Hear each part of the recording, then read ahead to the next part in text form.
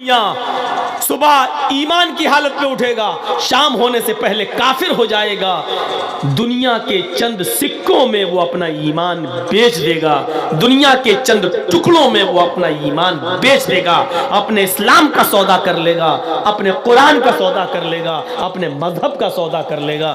یبیع دینہ بعرض من الدنیا، دنیا کے چند ٹکڑوں میں وہ اپنا مذہب، اپنا دین، اپنا اسلام کا سودا کر لے۔ بہت آسان ہے یہ کہنا، ہم جس ملک میں رہتے ہیں ہم سب کو بھائی بھائی بن کر رہنا ہے۔ ہم نے کب منع کیا ہے کہ بھائی بھائی بن کر نہ رہو؟ لیکن وہ بھائی چارگی کی حد یہ ہو جائے کہ ہم غیر مسلموں کو ان کے تیوہاروں پر مبارکباد تک دینے لگیں۔ اللہ کے نبی سے یہی تو کہا گیا تھا کہ اللہ کے رسول 6 مہینے آپ ہمارے مذہب میں آ جائیے اور 6 مہینے ہم آپ کے دھرم میں آ جاتے ہیں، آپ کے مذہب میں آ جاتے ہیں۔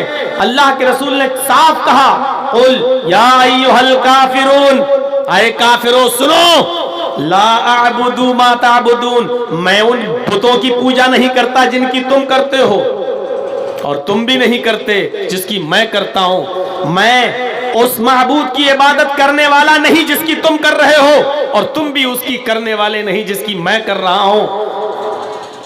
ذاتی طور پر سمجھوتا ہم کر لیں گے، تم مجھ سے میرا نام کاٹنے کے لیے صلح حدیبیہ کے موقع پر کہو گے میں اپنا نام کاٹ دوں گا، تم اس مرتبہ کہو گے ہم حج یا عمرہ نہیں کرنے دیں گے، ہم واپس چلے جائیں گے، ہم لڑیں گے نہیں، یہ سمجھوتا ہم تم سے کر سکتے ہیں۔ لیکن دین کے معاملے میں اگر تم سمجھوتا کرو گے کہ 6 مہینے ہم تمہارے اللہ کو مان لیں اور 6 مہینے تم ہمارے معبود کو مان لو، تو سن لو ہمارا جواب یہ ہے کہ لکم دینکم ولی دین، تمہارے لیے تمہارا دین ہے اور ہمارے لیے ہمارا دین ہے، تمہارے لیے تمہارا طریقہ ہے اور ہمارے لیے ہمارا طریقہ ہے۔ تو میرے پیارے ساتھیوں، جب ہم مندروں میں جانے لگیں، ٹیکے لگانے لگیں، مورتیوں پہ ہم پھول اور مالائیں چڑھانے لگیں، تو سمجھ لو کہ اب ہماری نمازیں بارگاہ عزتی میں قبول نہیں ہو رہی ہیں، ہمارے قرآن کی تلاوت کی ایک نیکی ہمارے نام اعمال میں، ہمارے رجسٹر میں نہیں لکھی جا رہی ہے۔ جھوٹ بولتے ہو تم، دھوکے باز ہو تم، مسلمانوں کو دھوکہ دے رہے ہو تم، ہماری ٹیم میں گھسے ہوئے وہ زہریلے سانپ ہو جو ہم ہی کو ڈس رہے ہو۔ تم اپنی نوٹنکی اپنے پاس رکھو، ہمیں ایسے لوگوں سے دور رہنا چاہیے اور ایسے لوگوں سے ہمیں دھوکہ نہیں کھانا چاہیے، اس لیے کہ اسٹیج پر دین کی باتیں بھی ہوں گی اور مندروں میں ہم پھول اور مالائیں بھی چڑھائیں گے۔ بھائی بھائی ہونے کا مطلب یہ ہے کہ تمہیں تکلیف ہوگی ہم تمہارا ساتھ دیں گے، تمہارا بیٹا بیمار ہوگا ہم دیکھنے جائیں گے، تمہارے بیٹے کو بلڈ کی ضرورت ہوگی، میرا بلڈ میچ کر رہا ہے، ہم اپنا خون نکال کر تمہارے بیٹے کو دیں گے۔ ہاں، انسانیت کی اور مانوتا کی جتنی حدیں ہوں گی ہم گزر جائیں گے، اپنائیں گے، لیکن اس کا یہ مطلب نہیں ہے کہ تم ہمیں ہماری مسجدوں سے سجدہ کر کے روک کر تم ہمیں اپنی مورتی پر مالا چڑھانے کے لیے کہو اور یہ کہو ووٹ لینے والے نہیں صاحب، ان کے آدمی بھی تو ہمارے روزہ افطار میں ٹوپی لگا کے آ جاتے ہیں۔ معاف کیجئے گا، یہ نوٹنکی اور ڈرامے بہت دیکھ چکے ہیں ہم، ان ڈراموں کو اور نوٹنکیوں کو بند ہونا چاہیے۔ کیا ہم اپنے اپنے مذہب پر رہ کر کیا ہم بھائی چارگی قائم نہیں کر سکتے ہیں؟ اور کیا اللہ کے رسول نے اپنے مذہب پر رہ کر بھائی چارگی قائم نہیں کی؟ مکے سے مدینہ کی طرف گئے، یہودیوں کو روزہ رکھتے ہوئے دیکھا، پوچھا کہ کس خوشی میں تم روزہ رکھ رہے ہو؟ انہوں نے کہا آج کے دن ہمارے نبی حضرت موسیٰ علیہ السلام کو فرعون کے ظلم سے نجات ملی تھی۔ اللہ کے نبی نے کیا فرمایا؟ تو ہم تم سے زیادہ حقدار ہیں کیونکہ موسیٰ ہمارے بھائی تھے، وہ بھی اللہ کے نبی تھے، میں بھی اللہ کا نبی ہوں، میں بھی روزہ رکھوں گا۔ صحابہ کرام نے کہا اللہ کے رسول یہ تو مشابہت ہو رہی ہے، وہ بھی ایک روزہ رکھتے ہیں اور آپ بھی ایک روزہ رکھ رہے ہیں۔ تو اللہ کے نبی صلی اللہ علیہ وسلم نے فرمایا ہمیں اللہ تعالیٰ نے یہودیوں کی مخالفت کے لیے دنیا میں مبعوث فرمایا ہے، خالف الیہود، یہودیوں کی مخالفت کرو۔ ہم 2 روزے رکھیں گے، 1 روزہ نہیں رکھیں گے، 1 روزہ رکھیں گے تو ان کی مشابہت ہوگی، ہم 2 روزے رکھیں گے۔ اور پھر آپ نے فرمایا آئندہ سال اگر میں زندہ رہا تو 9 اور 10 کا روزہ رکھوں گا، لیکن آئندہ سال تک آپ زندہ نہیں رہ سکے۔ تو میرے بھائیوں دیکھیے، بھائی چارہ قائم رہا، عبادات اپنی جگہ پر رہی، آپ نے ان کے ساتھ سمجھوتا نہیں کیا، اور ایک چیز ان کی پسند آئی تو آپ نے لے لی، لیکن آپ نے یہ بھی کہہ دیا کہ وہ 1 رکھتے ہم 2 رکھیں گے، کیونکہ ہمیں ان کی مخالفت کے لیے پیدا کیا گیا ہے، ان کی مشابہت کے لیے نہیں۔ ہم مشابہت اختیار کر رہے ہیں، اور یاد رکھنا من تشبہ بقوم فہو منہ، جو جس قوم کی اور جس مذہب کی مشابہت اختیار کرے گا قیامت کے دن اسی کے ساتھ اٹھایا جائے گا۔ ہمیں اور آپ کو سب کو اٹھنا ہے، سب کو اٹھنا ہے، سب کو ایک دن مرنا ہے اور اپنی قبر سے بیدار ہونا ہے، اٹھنا ہے۔ یہ یاد رکھیے گا، چھٹکارا نہیں ملے گا، چھٹکارا نہیں ملے گا۔ اللہ کے نبی صلی اللہ علیہ وسلم فرماتے کہ جب مجھے سفر معراج ہوئی تو ایک شخص کو میں نے دیکھا جہنم کے اندر، فرشتہ اس کا سر کچل دیتا ہے، بھاری پتھر اس کے سر پہ مار دیتا ہے، اور جب تک پتھر اٹھاتا ہے اس کا سر جوڑ دیا جاتا ہے، وہ صحیح ہو جاتا ہے، پھر اس کو لٹایا جاتا ہے، پھر اس کے سر پہ پتھر مارا جاتا ہے، اس کا بھیجا نکل جاتا ہے۔ پوچھا اللہ کے نبی نے من ہؤلاء یا جبریل، اے جبریل یہ کون لوگ ہیں جن کا سر کچلا جا رہا ہے، جن کا سر پھوڑا جا رہا ہے، جس کا بھیجا نکالا جا رہا ہے، بار بار اس کے سر کو جوڑ کر پھوڑا جا رہا، توڑا جا رہا ہے۔ جبرائیل نے بتایا اے اللہ کے نبی یہ وہ لوگ ہیں دنیا میں نماز کے وقت ان کے سر بھاری ہو جایا کرتے تھے، نماز کے وقت ان کے سر بھاری ہو جایا کرتے تھے، اور یہ وہ لوگ ہیں کہ قرآن پڑھ کر انہوں نے بھلا دیا تھا، قرآن پڑھ کر انہوں نے بھلا دیا تھا، یعنی قرآن سیکھا تھا، قرآن پڑھا تھا، لیکن اس کی تلاوت نہیں کرتے تھے، اس کو انہوں نے چھوڑ دیا تھا۔ یہ ان لوگوں کا عذاب ہے جو نماز پڑھتے وقت سر بھاری ہو جاتا، جیسی اذان ہوئی یار یہ انڈیا پاکستان کا میچ ہے، 2 اوور رہ گئے دیکھ لو، اور 2 اوور دیکھنے کے چکر میں جماعت نکل گئی، جیسی اذان کی آواز آئی ویسی ہمارا مال ٹرک پر لد کر آ گیا، فون آ رہا تمہارا مال ہم نے بیچ دیا ہے، اس کو حاصل کر لو کہیں پولیس نہ پکڑ لے۔ یا اللہ یہ تو اذان ہو چکی ہے، جماعت کا وقت ہے، میں اپنا ٹرک دیکھوں یا یہ، اور ٹرک میں لگ گیا، اپنا مال اتروانے میں لگ گیا، اور نماز بعد میں پڑھ رہا ہے۔ نماز پڑھتا ہے لیکن ٹال مٹول کر، نماز پڑھتا ہے لیکن ٹائم بے ٹائم، یہ اس کا عذاب ہے، سر پھوڑا جا رہا ہے۔ اور جو پڑھتے ہی نہیں یا جو جمعہ ہی کے دن ایک دن مسجد میں آتے ہیں ان کا عذاب کیا ہوگا وہ خود اپنے بارے میں سوچ سکتے ہیں۔ یہ اس کا عذاب ہے جو نماز پڑھتا ہے لیکن ٹائم بے ٹائم، اور جو بالکل نہیں پڑھتے ان کا عذاب کیا ہوگا، واللہ اعلم بالصواب۔ شکر ادا کرو کہ اللہ تعالیٰ نے ہمیں اسلام دیا ہے، جس اسلام کی تمنا، بلکہ جس اسلام کی چاہت لے کر ڈاکٹر امبیڈکر بھی اس دنیا سے چلا گیا، جس اسلام کی چاہت بہت سے لوگ آج بھی اپنے دلوں میں لیے ہوئے ہیں، لیکن میرے بچوں کا کیا ہوگا، میری بیوی کا، میری بیٹی کا کیا ہوگا، اس لیے وہ آج اسلام قبول نہیں کر پا رہے ہیں۔ وہ اسلام جس نے اپنی صداقت کا لوہا منوا لیا ہر اعتبار سے، اور بقول ایک سائنٹسٹ دنیا کی ساری مذہبی کتابوں میں سب سے بہتر مذہبی کتاب قرآن، دنیا کے تمام مذہبوں میں سب سے بہتر مذہب اسلام، لیکن دنیا کی بدترین قوموں میں سب سے بدتر قوم مسلمان۔ یہ ایک سائنٹسٹ نے کہا تھا، اس نے کہا کہ میں نے جب وید پڑھا، میں نے تورات پڑھی، زبور پڑھی، دوسرے مذہب کی کتابیں پڑھی، قرآن پڑھا، تو مجھے دنیا کی ساری کتابوں میں سب سے اچھی کتاب قرآن لگی۔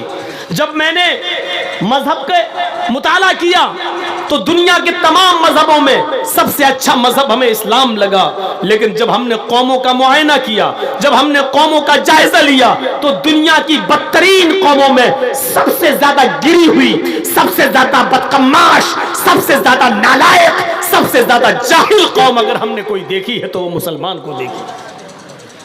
یہ اس سائنٹسٹ نے کہا تھا۔ شکر ادا کرو کہ اس نے کہا کہ دنیا کا سب سے اچھا مذہب اسلام، لیکن دنیا کی بدترین قوم مسلمان۔ ہمارے بچے کہاں جا رہے ہیں؟ ہمارا سماج کہاں جا رہا ہے؟ پڑھائی لکھائی میں ہمارا پرسنٹیج کیا ہے؟ جہالت میں ہمارا گراف کہاں تک پہنچ رہا ہے؟ کبھی ہم نے غور کیا ہے؟ کبھی ہم نے سوچا ہے؟ جبکہ ہم یہ جانتے ہیں کہ اسلام یہ کبھی نہ بٹنے والا مذہب ہے۔ آج بھی چیخ چیخ کر اعلان کر کے کہو، اور شاید آپ کو یاد ہوگا آکسفورڈ یونیورسٹی کے اندر ہندوستان کے 3 یا 4 بچے جو آپس میں بڑے گہرے دوست تھے، وہ پڑھتے تھے لندن میں۔ ایک یہودی تھا، ایک عیسائی تھا، ایک ہندو تھا اور ایک مسلمان تھا۔ اتفاق دیکھیے، یہ چاروں بہت گہرے دوست تھے اور چاروں کا تعلق الگ الگ مذہب سے تھا۔ ایک دن کوئی مقالہ لکھنے کے لیے آکسفورڈ یونیورسٹی کی لائبریری میں بیٹھے ہوئے ہیں یہ چاروں بچے، آپس میں گفتگو شروع ہوتی ہے۔ ہندو لڑکے کا نام ہے کرشنا مینن، مسلمان بھی وہاں بیٹھا ہوا ہے، یہودی بھی اور عیسائی بھی۔ آپس میں ان چاروں بچوں میں گفتگو ہونے لگی۔ مسلمان نے کہا کہ میرے دوست تم یہودی ہو، میرے دوست تم کرسچن ہو، عیسائی ہو، میرے دوست تم ہندو اور میں مسلمان ہوں۔ آج بڑا عجیب اتفاق ہے کہ ہم چاروں لوگ اسی لائبریری میں ایک ہی سبجیکٹ پر ریسرچ کرنے کے لیے بیٹھے ہیں۔ آؤ کچھ مذہبی باتیں ہو جائیں، آؤ کچھ دھارمک گفتگو ہو جائے۔ ٹھیک ہے، مسلمان نے کہا آئے یہودی، میرے دوست تم یہ بتاؤ کہ تم کس نبی کو مانتے ہو؟ تمہارے یہاں سمجھانے والا کون نبی آیا تھا؟ اس نے فوراً کہا کہ موسیٰ علیہ السلام۔ مسلمان نے پوچھا اے کرسچن بھائی، تمہارے درمیان کون پیغمبر کون نبی آئے تھے؟ اس نے فوراً کہا جیسس، عیسیٰ علیہ السلام۔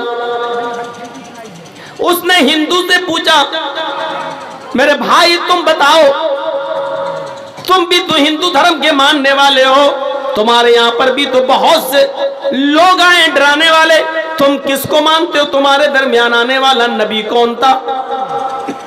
ہندو اس بات کا جواب نہیں دے پایا۔ کرشنا مینن کہتا ہے ہمارے یہاں ڈرانے والا تو کوئی آیا تھا، دھمکانے والا تو کوئی آیا تھا، ایشور کے پرکوپ سے، پرلے کے دن سے، قیامت کے دن سے، اللہ کے عذاب سے کوئی ڈرانے والا تو آیا تھا، لیکن کون تھا یہ ہمیں نہیں معلوم۔ اب ان تینوں نے مل کے اس مسلمان سے پوچھا کہ تم بھی تو مسلمان ہو، تم بتاؤ کہ تمہارے پاس کون نبی کون پیغمبر آیا تھا؟ مسلمان نے ہنس کر جواب دیا ہمارے یہاں جو نبی آئے تھے، جو ڈرانے والے آئے تھے، اللہ کے عذاب سے ہمیں باخبر کرنے آئے تھے، ان کا نام ہے جناب محمد رسول اللہ صلی اللہ علیہ وسلم۔ سوال میں تھوڑی سی چینجنگ آتی ہے، یہ مسلمان پھر سوال کرتا ہے آئے کرسچن مجھے یہ بتاؤ تمہارے درمیان عیسیٰ علیہ السلام جیسس آئے تھے تو اللہ نے، ایشور نے، گاڈ نے ان کو کوئی کتاب دی ہوگی، انہوں نے اپنی کتاب کے مطابق لوگوں کو سمجھایا ہوگا۔ وہ کرسچن فوراً بولا ہاں ہمارے پاس جو کتاب آئی تھی اس کا نام نیو ٹیسٹامنٹ ہے، اس کا نام انجیل ہے، یہ اللہ کی طرف سے آسمانی کتاب ہمارے نبی عیسیٰ علیہ السلام کو دی گئی تھی۔ فوراً اس نے یہودی سے پوچھا تم یہ بتاؤ کہ تمہارے درمیان جو نبی آئے تھے موسیٰ علیہ السلام، ان کے پاس کون سی کتاب تھی؟ اللہ نے ان کو کون سی کتاب دے کر بھیجا تھا؟ وہ کس کتاب کی تبلیغ کرتے تھے؟ اس یہودی بچے نے فوراً جواب دیا اس کتاب کا نام ہے تورات، جو اللہ تعالیٰ نے موسیٰ علیہ السلام کو دیا تھا۔ اولڈ ٹیسٹامنٹ، تورات ہمارے نبی کو دی گئی تھی۔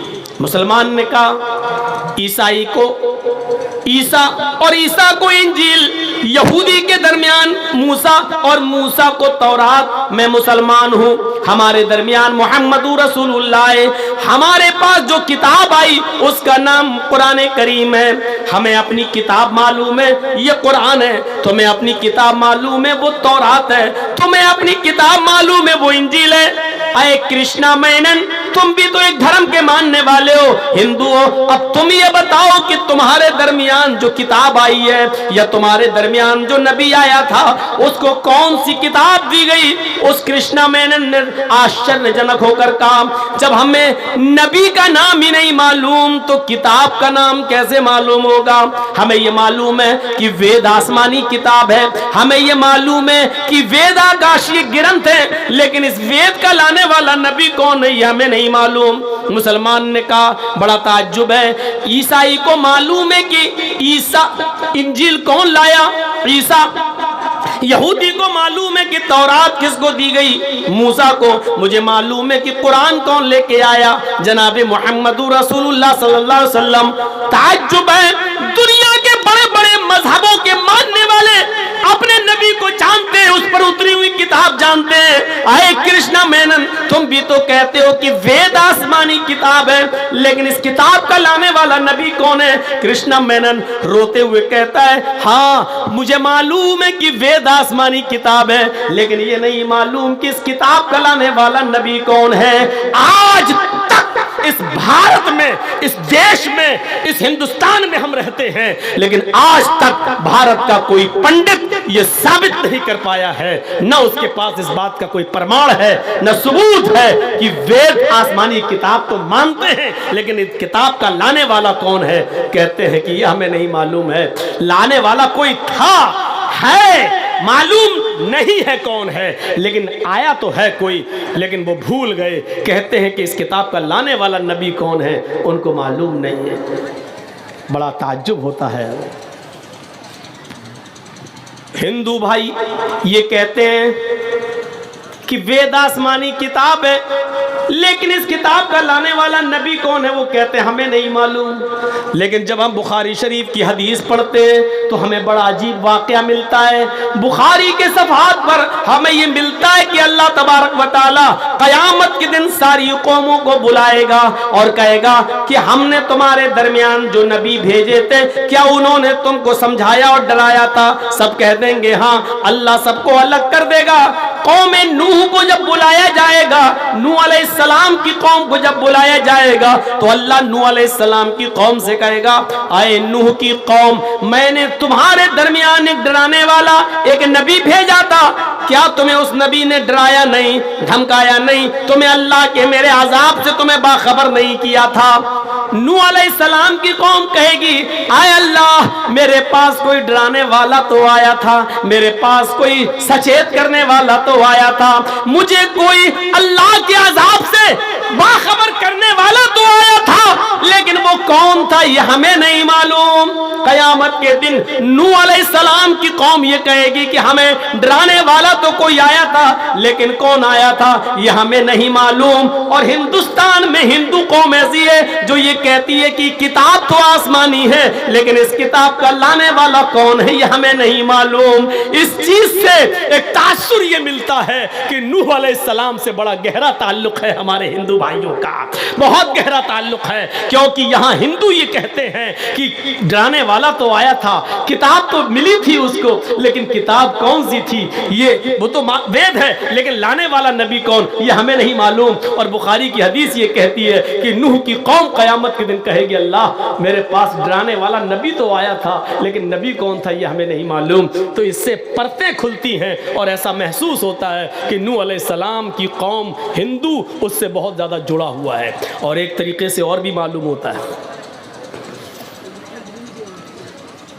سب سے پہلے مورتی پوجا نوح علیہ السلام کی قوم میں آئی ہے۔ نوح علیہ السلام کے انتقال کے بعد سب سے پہلے مورتیوں کی پوجا نوح کی قوم میں ہی آئی۔ ود، سوا، یغوث، یعوق، نصر، ان بزرگوں کی انہوں نے مورتیاں بنا کر ان کو اللہ کا سفارشی بنایا اور کہنے لگے کہ میری دعا اللہ تک لے کے جاؤ، عبادت ہونے لگی۔